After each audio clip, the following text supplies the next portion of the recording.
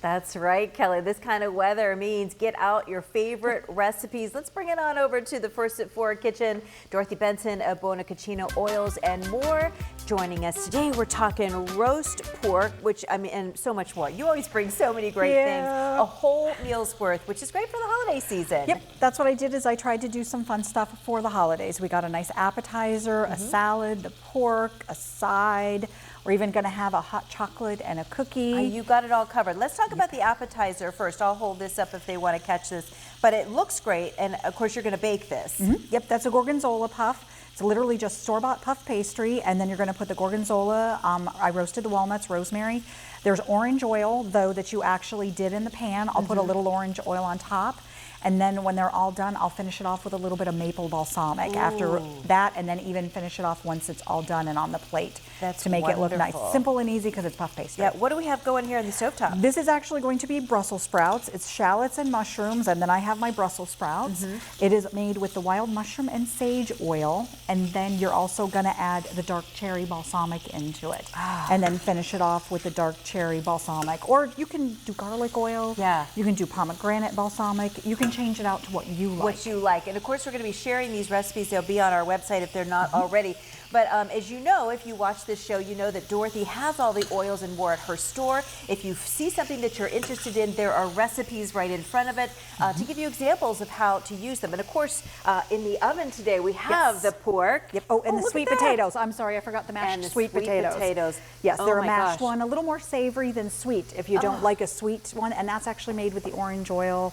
And then again, it'll finish off with the maple balsamic, or again, any one that you want. Yeah. So, did you have a good Saturday after Thanksgiving? I did. Yeah, I did. Small business Saturday. Much different than last year. I was just saying, remember last year you all were different. snowed out and there was nothing. And that's what started our series, Shop Small for the Holidays, which reminds me, you will be back Tuesday, the Tuesday before Christmas, to do something for breakfast, Christmas breakfast, or New Year's breakfast. Yep, whichever you want to do, you know, for that hungoverness. I've got I'll do is French toast casserole that will kind of soak up some of that stuff, and a Bellini if you didn't have too much. Oh, and talk about that hot chocolate that you've been telling me about too, that you're doing today. Actually a made hot chocolate. It's just literally white chocolate, and then you use the cinnamon vanilla maple syrup that I have. Okay. Also I have a Vietnamese cinnamon and then also a Mexican vanilla, and it's just very simple, heavy cream. It's not good for you, but you know, this time of year. Well, it's the holidays. You shouldn't, yes. And again, you can do variations on that. You could do that if you wanted with dark chocolate.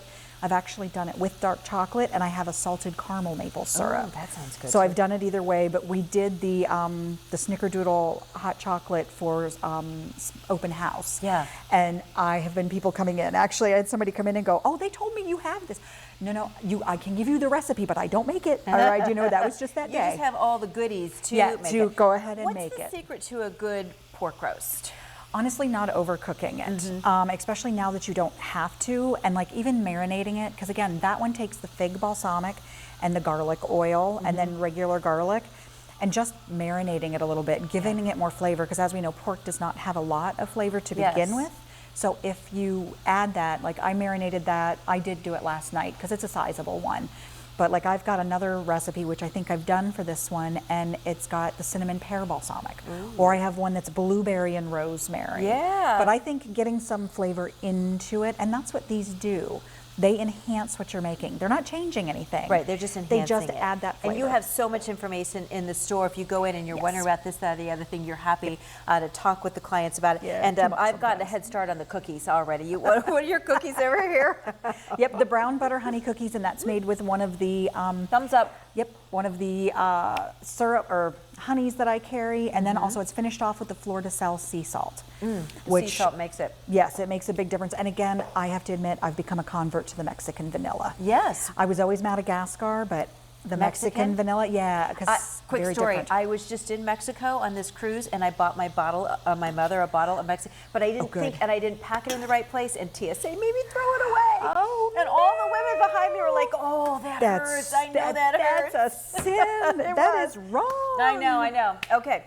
So as always, we will be back at the end of the show to put everything together and taste test some of these goodies.